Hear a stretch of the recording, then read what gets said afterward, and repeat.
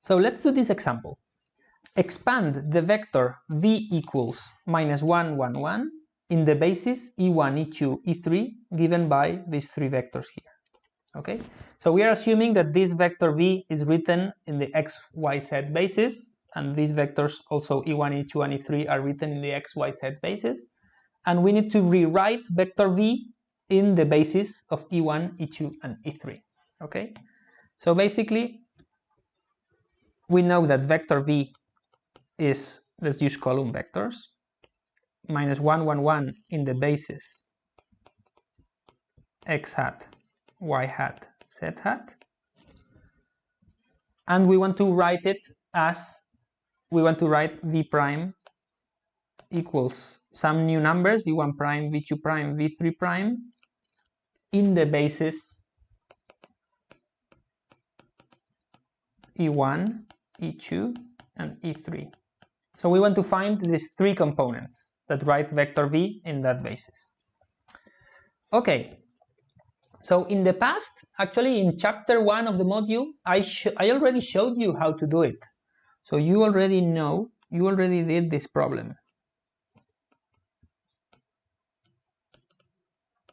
And the way you did it was you solved a linear system of equations, which was the fact that the vector v is a linear combination v1 prime times vector e1, which is 1, 0, 1, plus v2 prime times vector 0, 1, 1, plus v3 prime times vector 1, 1, 0.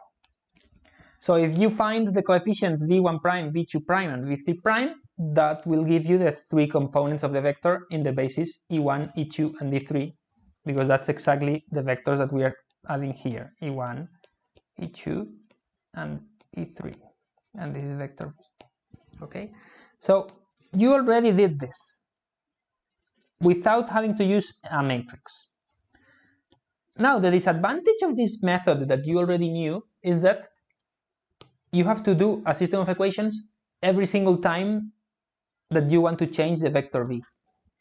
The advantage of doing it with a matrix is that once you find a matrix for the change of basis, then you can change any vector you want just by multiplying by the matrix. So it's like, it's a bit harder to find the matrix, but once you have the matrix, it's very easy to just apply it to any vector you want. Okay? So let's do it with the change of basis matrix. So we know that our vector v will be equal to the change of basis matrix A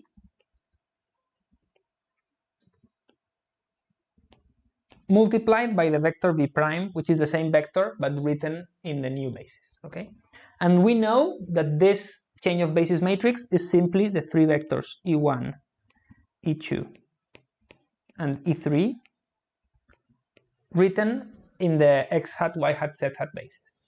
Okay, so what's this matrix A?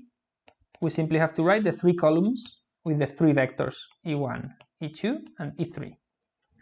So it's 1, 0, 1, 0, 1, 1, 1, 1, 0. That is a change of basis matrix. Okay. Now this change of basis matrix would be useful if we had v prime, but the fact is that we have v and we do not have v prime.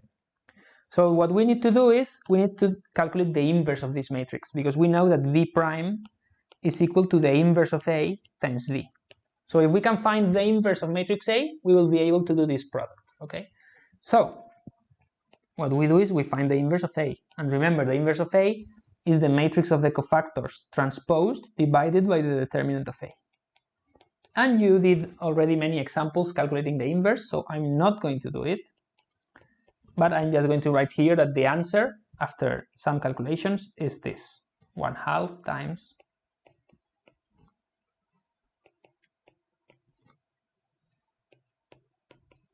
this matrix here. So this is the inverse of A. And now, knowing the inverse of A, it's very easy to just say that v prime is equal to this inverse of A, which is 1/2 1 minus 1, 1 minus 1, 1, 1, 1, 1 minus 1 times the vector v, which is the vector we are given in the basis x, y, z hat, x hat, y hat, z hat, So that's vector minus 1, 1, 1. So now we do this matrix vector multiplication. So remember what each of these columns represent. So this column represents vector v in basis x hat, y hat, z hat. Okay? This thing here represents a to the minus 1.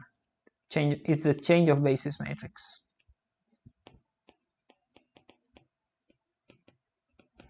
And this vector v prime here represents vector v in the basis E1, E2, E3. Okay? So doing this matrix vector multiplication, you finally find 1/2 minus 1, 3 minus 1, which is equal to the 3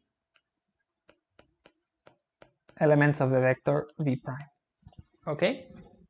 So that way you can find vector v prime expressed in the new basis, E1, E2, E3. So I hope this example clarified how simple it is to use a change of basis matrix. The only long thing was to calculate an inverse, but you know how to do that. And now the good thing is that with this change of basis matrix, we can place any vector whatsoever in V, and we will change it into the new basis. So we don't have to repeat the calculation of the inverse every single time. Okay, thank you very much.